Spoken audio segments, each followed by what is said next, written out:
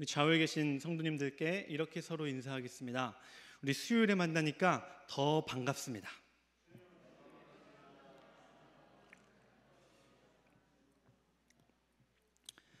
오늘은 아주 엎드러지지 아니하리라 라는 제목으로 말씀을 함께 나누도록 하겠습니다. 전 세계가 코로나19로 정말 아파하고 있습니다. 근데 그 가운데에서 세계의 많은 외신은 대한민국이 코로나19를 정말 잘 대처한 것을 보고 도대체 대한민국에는 어떤 힘이 있었길래 이 코로나를 잘 대처할 수 있었는가 궁금증을 갖고 이렇게 외교부 장관인 강경화 장관을 앞다투어 인터뷰를 했습니다. 그 중에서도 영국의 BBC와 프랑스 24에서 강경화 장관이 인터뷰를 한 중에 이러한 언급이 있었습니다. 우리는 2014년 세월호 참사의 아픔을 경험했다. 얼마 지나지 않아 2015년 3개월간 메르스의 또 고통의 시간을 견뎌냈다. 그때 대한민국의 많은 국민들이 정부가 그 아픔을 온전히 대처하지 못한 데에 있어서 정신적인 상처, 트라우마를 갖고 있다.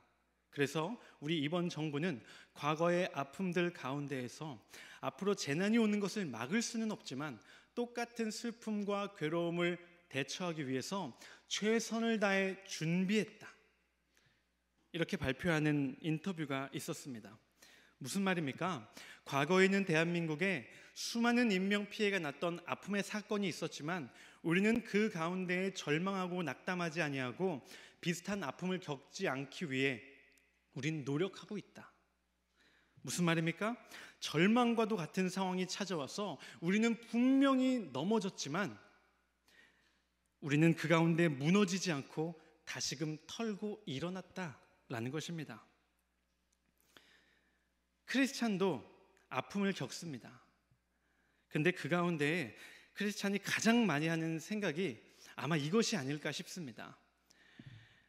아니, 왜 나한테 하필 이런 일이 일어날까?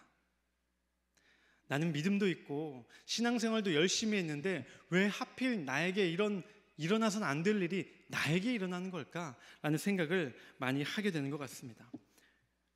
말씀에서도 어떻습니까? 시편 17편 8절에서도 하나님은 나를 눈동자같이 지키신다고, 하나님은 나를 늘 함께 하시며 나를 도우신다고 하시는데 이런 말도 안 되는 일이 왜 수많은 난 크리스찬을 놔두고 왜 크리스찬인 나에게 일어날까?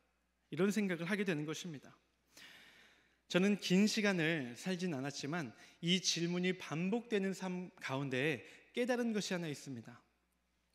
그것이 무엇이냐면 예수님을 온전히 믿는 자들에게도 수없이 넘어져야만 하는 그 시험은 반복해서 끊임없이 찾아온다는 것입니다. 차이점이 있다면 무엇입니까?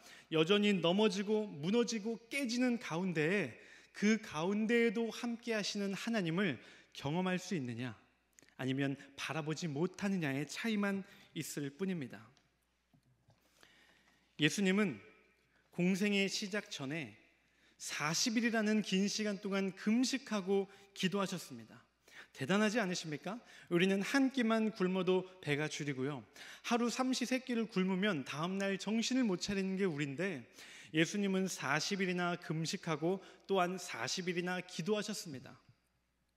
아니, 그렇다면 그 앞길이, 그렇게까지 기도로 준비했다면 그 앞길이 쫙 펼쳐져야 되는 거 아닌가요? 그런데 예수님의 40일 금식 기도 끝에 있었던 것은 무엇입니까?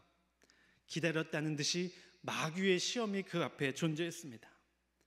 그때 예수님이 불평하셨을까요? 아니, 하나님, 저 40일이나 금식하고 작정하여서 기도했는데 그렇다면 제 앞길이 쫙 펼쳐져야 하는데 왜 이 시험은 도대체 무슨 일입니까? 예수님이 불평하셨습니까? 그렇지 않으시다는 거예요. 그 시험을 피하지도 않으셨고요, 그 시험에게서 도망치지도 않으셨습니다.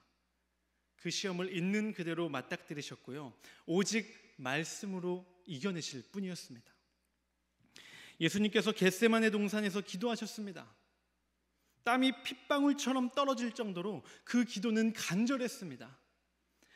예수님의 기도는 그 잔이, 자신에게 주어진 그 십자가가 나에게서 옮겨지는 기도로 시작되었습니다. 그 기도 끝에 어떻게 됩니까? 그 간절한 기도에 하나님이 응답하셔서 예수님의 십자가를 하나님이 거두어 가시던가요? 상황은 달라진 게 하나도 없습니다. 그 십자가를 짊어져야 한다는 그 사실은 조금도 변함이 없습니다. 그런데 무엇이 달라지던가요? 상황은 달라지지 않았지만 누가복음 22장 43절을 보니 천사가 하늘로부터 예수께 나타나 힘을 더하더라 라고 전합니다. 그 십자가가 거두어진 것이 아니라 예수 그리스도께서 그 십자가를 능히 짊어질 수 있도록 하나님께서 천사를 보내시어 그 힘을 더해 주신다는 겁니다. 우리는 눈앞에 존재하는 시험과 장애물을 없애거나 피할 수 없는 존재들입니다. 조심하고 또 대비할지라도 예상치 못한 난관에 늘 부딪히고 넘어지는 것이 바로 우리입니다. 그러나 중요한 것은 무엇입니까? 수없이 넘어지고 수없이 무너질지라도 그 넘어짐에 좌절하지 않고 또다시 일어나야 하는 것입니다. 시편 우리가 봉독한 37편 24절에 의인에 대한 정말 귀한 진리가 담겨 있습니다. 우리 방금 읽었지만 우리 24절을 한 번 더 한 목소리로 합독하겠습니다. 그는 넘어지나 아주 엎드러지지 아니함은 여호와께서 그의 손으로 붙드심이로다. 아멘. 이것이 우리가 수많은 어려움을 맞닥뜨리면서 때로는 진창에 빠져 넘어질지라도 기억하고 붙잡아야 하는 말씀입니다. 우리도 넘어집니다. 그러나 말씀이 뭐라고 전합니까? 아주 엎드러지지는 아니할 것이다. 왜 그렇습니까? 왜 넘어지는데 왜 아주 엎드러지진 아니합니까? 바로 앞에 시편 36편에서는 악인은 완전히 엎드려 넘어진다고 전합니다. 그러나 의인은 똑같이 넘어질지라도 아주 엎드러지진 아니한다고 전합니다. 왜 그렇습니까? 여호와께서 그의 손으로 붙드시기 때문입니다. 이 붙드심, 하나님께서 우리를 붙들어 주시는 이 붙드심을 경험하기 위해 우리에게 필요한 게 있습니다. 첫 번째가 무엇이냐? 우리의 길을 여호와 하나님께 온전히 맡겨 드리는 것입니다. 우리 5절의 말씀, 우리 시편 37편 5절의 말씀을 함께 한 목소리로 합독하겠습니다. 내 길을 여호와께 맡기라. 그를 의지하면 그가 이루시고. 아멘. 우리가 넘어질지라도 다시 일어날 수 있는 그 하나님의 붙드심, 이 붙드심을 경험하기 위해 가장 먼저 필요한 것이 무엇입니까? 우리의 길을 여호와 하나님께 온전히 맡겨드리는 것입니다. 크리스찬에게 아이러니한 게 무엇이냐면 내 뜻을 굽히지도 않고요, 내가 원하는 대로 선택을 하면서 살아옵니다. 그렇게 내 삶을 채워나가면서 내 선택의 결과가 좋지 않으면 그제서야 하나님을 원망하는 거예요. 내 뜻대로 살아왔고 내가 주인 되어서 살아와 놓고 내 선택이 무너지고 망가질 때 그제서야 하나님을 찾으며, 하나님, 저 열심히 신앙생활하고 왔는데 왜 저에게 이런 일이 일어납니까? 그제서야 하나님을 원망하는 겁니다. 그 원망의 대부분, 그 기저에 무엇이 있느냐? 내 길의 주인이 나가 되는, 하나님께 맡기지 않고 내가 주인 되어 내 선택을 따르는 우리 자신이 있다는 것입니다. 하나님은 어떻게 일하시느냐? 하나님의 방법대로. 언제 일하시느냐? 하나님의 때에 일하십니다. 그런데 하나님이 일하실 수 있는 방법을 모두 제하여 버리고 내 방법대로 살아와 놓고 하나님을 원망해서야 되겠습니까? 그렇지 않습니다. 가장 먼저 우리가 해야 하는 일은 무엇입니까? 하나님이 온전히 하나님의 방법대로 하나님의 때에 일하실 수 있도록 하나님께 우리의 모든 주권과 우리의 길을 내어드리는 겁니다. 그리고 하나님이 어떻게 일하시는지를 그제서야 바라볼 수 있는 것입니다. 그것은 나아가 나의 주권만을 맡기는 것이 아니라 내 생명까지도 주님께 내어드리는 것이 됩니다. 하나님께서 나의 모든 것을 채워주실 것이라는, 책임져 주실 것이라는 확신이 또한 거기에는 뒤따르게 됩니다. 의심이라고는 단 하나도 없는 그 전적 의지, 바로 그때 하나님은 우리를 온전히 붙들어 주신다 말씀은 전하고 있습니다. 우리가 우리의 길을 온전히 여호와 하나님께 내어 맡길 때 그 이후에 어떤 일이 일어나느냐? 우리가 걸어가는 그 길을 여호와 하나님께서 기뻐하심을 보게 되는 것입니다. 하나님, 내가 내 삶의 주인이 아니라, 내가 내 길의 주인이 아니라 하나님이 나의 주인이십니다. 하나님, 길을 보여주세요 라고 하나님께 맡길 때, 하나님은 우리에게 길을 보여주실 뿐 아니라 우리가 그 길을 걸어갈 때 어떻게 하신다고요? 너무 어렵나요? 기뻐하신다는 겁니다. 하나님께서 우리의 걸음을, 우리의 길을 기뻐하신다. 우리는 우리의 인생이 성공하는 인생이 되기를 다 원합니다. 그러다 보니까 여러 가지 선택 상황에서 더 조금 넘어질 수 있는 길을 좋아하고요, 더 빨리 성공에 다다르는 길을 좋아합니다. 그런데 고심 끝에 길을 선택했는데 다른 사람들보다 훨씬 멀리 돌아가는 길이에요. 고심 끝에 결정한 그 길이 넘어질 장애물들도 훨씬 많이 있습니다. 조금 걸어가다 보니까 오르막도 있고요, 수도 없이 넘어지고 깨지게 됩니다. 그럼 어떻게 돼요? 걸어가다가 후회합니다. 야, 이 길이 아니었는데 내가 잘못 선택했구나 하고 땅을 치며 후회합니다. 왜 그렇습니까? 내가 선택한 길이 성공의 길이 아닌 정답의 길이 아니라는 것을 느끼기 때문입니다. 그러나 우리는 우리의 길을 스스로 정하는 자들이 아닙니다. 우리는 기도하며 우리의 길을 하나님께 내어드리는, 맡겨드리는 자들입니다. 성경은 반복해서 우리가 걸어야 할 길, 그 걸음을 지도하고 인도하시는 분은 오직 하나님이라고 전하고 있습니다. 잠언 3장 6절은 너는 범사의 그를 인정하라, 그리하면 내 길을 지도하시리라 말씀하고요, 잠언 16장 9절은 사람이 마음으로 자기의 길을 계획할지라도 그의 걸음을 인도하시는 이는 여호와이시니라 라고 전하고 있습니다. 사람이 자기의 길을 선택하여 걸어가는 것이 아니라 그 사람의 길을 알려주시고 지도하시고 인도하시는 이는 바로 하나님이시다라는 것이죠. 하나님께 길을 맡기면 하나님이 길을 알려주십니다. 자, 그런데 중요한 게 있습니다. 하나님께 길을 맡기니까, 하나님께서 길을 알려주셨으니까 이 길은 넘어짐도 없는 길이고 시험도 없는 길이고 장애물도 없는 길일까요? 그렇지 않다는 거예요. 하나님께 길을 맡겨드릴 때에도 그 길은 여전히 부딪히는 길이고 그 길은 여전히 깨지는 길이라는 겁니다. 그런데 중요한 게 있습니다. 넘어지고 깨지고 돌아갈지라도 그 길은 잘못된 길이 결코 아니라는 겁니다. 그 길은 하나님께 결국 나아가게 되는 가장 정확한 정답의 길을 하나님은 우리에게 알려주신다는 길입니다. 그 길은 우리가 울며 후회하며 한탄하며 걸어갈 길이 아니라 비록 멀리 돌아갈지라도 하나님께서 기뻐하시는 길이 됩니다. 크리스찬으로서 나의 나됨을 한번 생각해 보세요. 우리는 무엇을 위해 살아가는 존재들입니까? 나의 기쁨과 나의 성공과 나의 만족을 위해 살아가는 자들입니까? 그건 크리스찬이라고 할 수 없습니다. 크리스찬은 오직 하나님의 기쁨이 무엇인지를 고민하고 그 하나님의 기쁨이 되기 위해 걸어가는 자들이 바로 크리스찬입니다.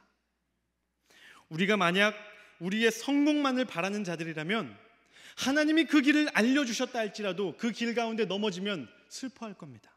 후회할 겁니다. 저 사람들처럼 예수 믿지 않고도 얼마든지 성공하고 떵떵거리는 저 사람들처럼 그냥 저도 저렇게 살게 해주세요. 후회할지 모릅니다. 그러나 우리는 크리스찬이기에 나의 기쁨이 아니라 하나님의 기쁨을 위해서 살아가는 자들이기에 하나님이 주신 길 가운데에서 때로는 넘어지고 때로는 무너질지라도 이것이 바로 하나님의 기쁨임을 깨닫고 묵묵히 걸어가는 자들입니다. 하나님께 모든 것을 맡기고 하나님이 알려주신 그 길을 기쁨으로 걸을 때 우리에게 어떤 일이 일어나느냐? 우리에게는 실족함이 없으리로다 라고 말씀이 전하고 있습니다. 우리 31절의 말씀, 우리 마지막 말씀이니까 가장 큰 목소리로 함께 합독합니다. 그의 마음에는 하나님의 법이 있으니 그의 걸음은 실족함이 없으리로다. 아멘. 네. 실족함이 없으리로다. 실족함이 무엇입니까? 발을 잘못 디뎌서 넘어진다는 거예요. 자, 근데 제가 말씀을 묵상하다 보니, 설교를 준비하려 하다 보니 이 부딪힘이 있었습니다. 아니, 하나님 24절 앞에서만 해도 의인도 넘어진다면서요. 근데 조금 뒤에 31절에서는 왜 실족함이 없다고 말씀하십니까? 하나님, 이 말씀이 서로 부딪히지 않습니까? 넘어짐은 있다고 하셨는데 왜 실족함은 없다고 하십니까? 이 질문 가운데, 이 묵상 가운데 하나님이 깨달음을 주셨습니다. 그것은 무엇이냐? 넘어진다 해서 그것이 모두 잘못 디딘 걸음은 아니라는 것입니다. 무슨 말입니까? 그 넘어짐 또한 하나님의 놀라운 계획과 섭리 안에 있다는 것입니다. 어린아이가 기어다니던 것을 이제 멈추고 걸어 다니려고 걸음마를 시작합니다. 근데 이 아이는 평생 기어다녔잖아요. 걸으려니 다리에 힘이 제대로 들어갑니까? 처음 막 이렇게 어딜 뭘 붙잡고 일어섰다가 한 걸음 내디려고 할 땐 주저앉기도 하고요, 앞으로 옆으로 뒤로 깨지기도 합니다. 때로는 막 울고 불며 난리도 치죠. 근데 그 모습을 보고 아유, 금쪽 같은 내 새끼, 넘어져서 울었어. 야, 너 걷지 마. 평생 내가 안아줄게 하는 부모 있습니까? 어린아이가 자전거를 타다가 보조바퀴를 타고 두발 자전거를 타다가 시간이 지나면 보조바퀴 2개를 떼죠. 처음엔 부모님, 엄마나 아빠가 뒤에서 잡아줍니다. 그럼 아이는 뭐라고 하냐면, 엄마, 아빠, 이거 절대 놓지 마. 절대 놓으면 안 돼. 확인을 하고 자전거를 탑니다. 조금 가다 보면 이제 엄마나 아빠가 몰래 이걸 놔요. 그럼 애가 가다가 나중에는 비틀비틀 대다가 꽉 넘어지고는 엄마 아빠를 확 원망하며 노려보죠. 그 원망이 무서워서, 원망하는 눈초리가 싫어서 평생 동안 아이 두발 자전거 뒤 잡아줄 부모가 있습니까? 없습니다. 그 앞에 가서 넘어졌을 때 쫓아가서 다시 일어날 수 있도록 붙들어주는 게 바로 부모의 마음입니다. 넘어짐은 단순히 실족함이 아닙니다. 때로는 여러 번 넘어짐이 우리의 삶에는 필요합니다. 마침내 어린아이가 2발로 서서 부모를 의지하지 않고 자신의 힘으로 걷기 위한 필수적인 과정이 바로 넘어짐입니다. 마침내 2바퀴의 자전거로 훨씬 더 빨리, 훨씬 더 멀리 나아가기 위한 피할 수 없는, 피해서는 안 되는 과정이 바로 넘어짐이라는 것입니다. 우리는 지금껏 수도 없이 넘어졌고요, 앞으로도 수도 없이 넘어지는 삶을 살게 될 것입니다. 그런데 그 가운데, 그 수많은 넘어짐 가운데 결코 흔들리지 아니하는 분명한 사실은 무엇입니까? 우리가 우리의 길을 온전히 아버지 하나님께 맡겨드릴 때 하나님은 그 길을 기뻐하실 뿐만 아니라 우리의 넘어짐 속에서도 역사하시어 끝까지 그 길을 함께 걸어가신다는 것입니다. 아무리 넘어져도 오뚜기처럼 다시 일어나는 그때 우리의 무릎은 까지고 우리의 손바닥에서는 피가 날지라도 하나님은 결코 우리를 놓지 않으신다는 것입니다. 그 강하고 의로운 오른손으로 우리를 끝까지 붙들어 주실 것이다, 시편 말씀은 전하고 있습니다. 그 손길을 확신하는 한 우리는 두려움 없이 하나님께서 우리에게 내어주신 이 사명의 길을 완주하게 될 줄 믿습니다. 우리 함께 찬양하시고 우리 한 마음으로 기도하도록 하겠습니다. 왜 나만 겪는 고난이냐고 함께